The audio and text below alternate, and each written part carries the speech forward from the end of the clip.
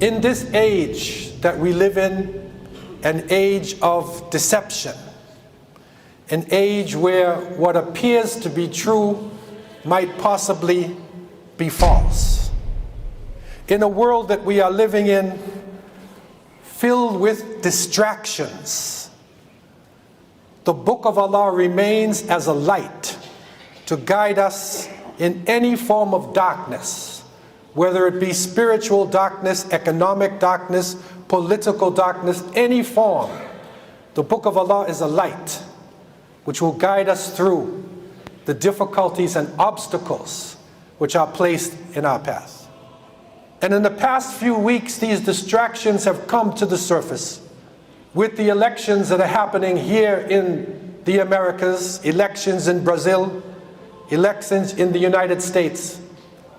And while people were distracted with the elections, distracted with sports, distracted with the material world, something is rumbling underneath.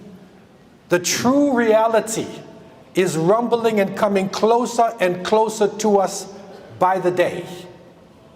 And one of the leading scholars and intellectuals in the Western world at the time of the elections made a bold statement. And this statement coincided with what we have been studying and understanding over the past few years. The statement said that for the first time in recorded history, human beings have in their hand the ability to maintain organized human life or to destroy organized human life. And what that means is organized life. We live in a city, we have cell phone, we have cars, we have planes, we're organized. We literally are about to destroy it. And as people are talking about their countries and who should I elect and what is going on, how many of us realize that human beings right now in our hands, mostly in the Americas, there are 4,000 active nuclear warheads. 4,000. Think of the bomb that hit Hiroshima and killed 80,000 people instantly. And with Nagasaki, over 226,000 died in a few days. That's one. Two, we have 4,000 active heads and between 10 to 15,000 weapons which are ready to be activated.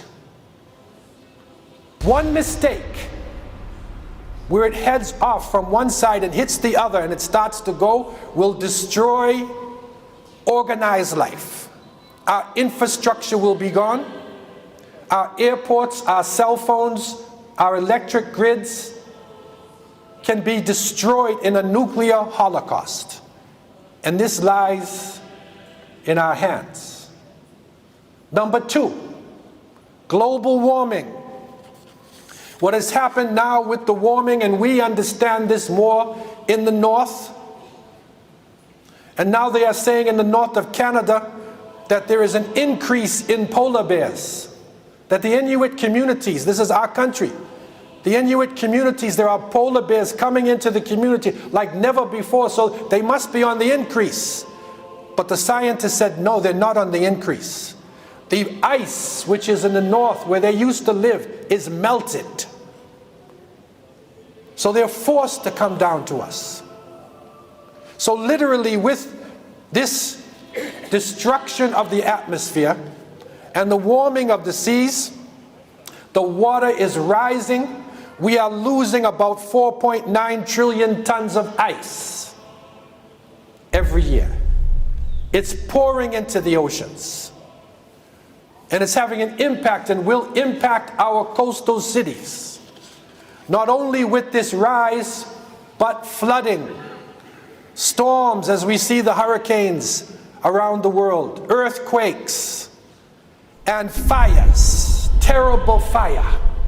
which is striking not only other parts of the world, but right here in North America. And just last week, and the fires are still burning in California, the worst fire in the history of California is burning and just now being put out, still burning on the side.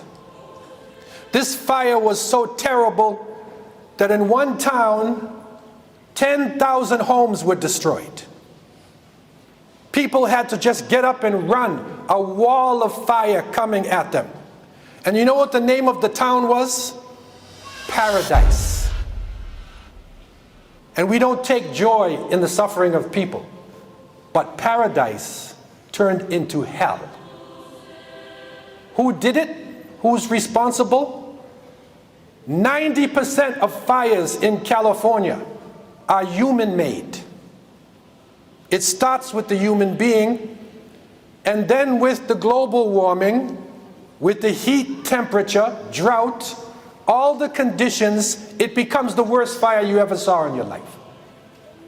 So a combination of what humans did and what is happening in the atmosphere itself.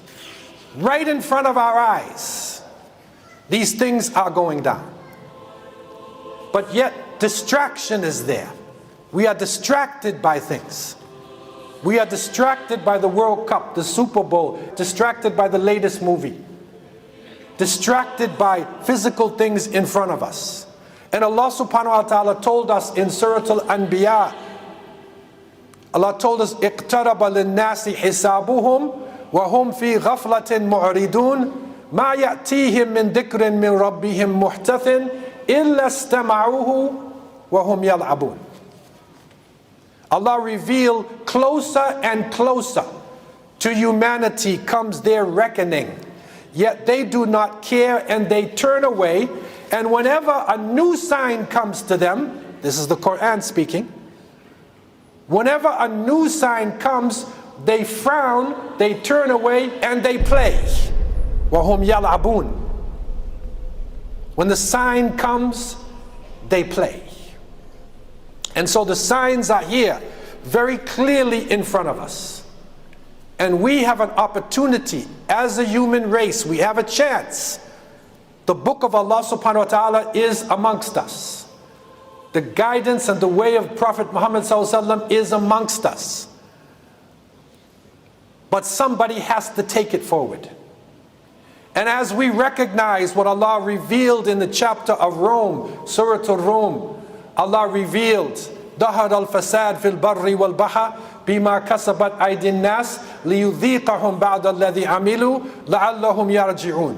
Corruption has appeared on the land and the sea because of what humanity's hands have done. And we will make them taste something of what they have earned in order that they would return to the path. We will make them taste it. And it is said that just last week in Delhi, India, the Diwali celebration was about to take place. And the government said clearly, do not burn firecrackers. But the people said, if we don't have the firecrackers, what's the purpose? It's not a celebration. So they burnt the firecrackers. And the smoke became so terrible that if you walk outside at a fast pace, you will cough as though you have a serious problem with your lungs. You will have a terrible cough. So they said, stay inside. It was one of the worst, if not the worst, smoke index, pollution index on the planet. Why? Because people wanted to have fun. And so we are at a critical point as a human race. And Muslims, we are at a very, very critical point. As the ayah said, we will make them taste something of what they had earned in order that they would return to the path. So the reason for this is to return to Siratul Mustaqim. Who has the guidance of Siratul Mustaqim? It lies with the Muslims. This means that we will have to stand to the task. And I want to leave you with 3 key points. Number 1, in all these difficulties, we hear it, we see it, at-taqarrub ilallah, that we need to come closer and closer to Allah subhanahu wa ta'ala.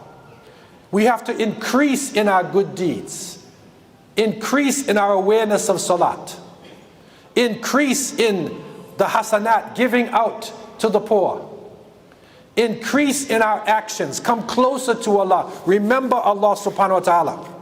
Prophet Muhammad sallallahu alaihi wasallam, after the battle of Uhud, and this was a terrible battle for them. Many of the great companions had died. They were suffering. And they returned to Medina. And the word came to Medina that Abu Sufyan and the Quraysh, they were gathering at a place called Hamra al-Asad. They were gathering at that place. A large crowd was gathering. And so fear spread. But Allah subhanahu wa ta'ala revealed in Surah Ali Imran, الَّذِينَ قَالَ لَهُمُ النَّاسِ إِنَّ النَّاسَ قَدْ جَمَعُوا لَكُمْ فَاخْشَوْهُمْ فَزَادَهُمْ إِيمَانًا وَقَالُوا حَسْبُنَا اللَّهُ وَنِعْمَ الْوَكِيلُ. Allah revealed to those people, to those whom people said, surely they have gathered together in large numbers, so fear them. This increased their faith. And they said, Hasbunallah wa ni'mal wakil. Allah is sufficient for us. He is the best to protect. And so whenever we feel fear, we are in a personal state of fear. Hasbunallah wa ni'mal wakil. Our family is in fear. It's uncertain. Hasbunallah wa ni'mal wakil. Our ummah is in trouble. Hasbunallah wa ni'mal wakil. Remember Allah subhanahu wa ta'ala. فَزَادَهُمْ إِيمَانًا. The fear increased their faith. It increased their faith. And they said Allah is sufficient. Number 2, operational unity. And that means that we as believers, of people of the Qibla, we have to break down differences amongst ourselves. Break down nationalistic differences. Break down even doctrinal differences. Come as close as we can to other believers. Identify with other people who are facing the Qibla, who are praying to Allah subhanahu wa ta'ala. Much lies on our backs, and Allah is most merciful to us in these dangerous situations to come to our assistance. And number 3, that with this deen that we have, whether it be small, we put it into practice and give Islamic solutions to real problems that people are facing. And these are problems on a personal level, social level. We are holding it with us. And it is the guidance of the Prophet Muhammad ﷺ. Imagine the day of judgment. And the Prophet, peace be upon him, said, imagine one of you on the day of judgment, if one of you finds himself and Qiyamah has started and he has a seedling in his hand, a plant. He said, فَلْيَغْرِسُ. Plant the seedling. Imagine, judgment day, plant the seedling, because that is our duty. Our duty is to enhance life. So in the most difficult circumstances, Hasbunallah wa ni'mal wakil, we plant the seedling. And now is the time for us to plant the seedlings in the younger generation, plant the seedlings with our example in society. And if all of the people go one way, we need to stay on the straight path as much as we possibly can. And we need to pray to Allah subhanahu wa ta'ala for strength in these perilous times. And that our Muslim brothers and sisters who are in crisis can come through these crises, and we can unite ourselves and purify our leadership, purify those obstacles that are in front of us. I leave you with these thoughts, and I ask Allah to have mercy on me and you. أقول قولي هذا وأستغفر الله لي ولكم ولسائر المسلمين من كل ذنب استغفروا إنه هو الغفور الرحيم.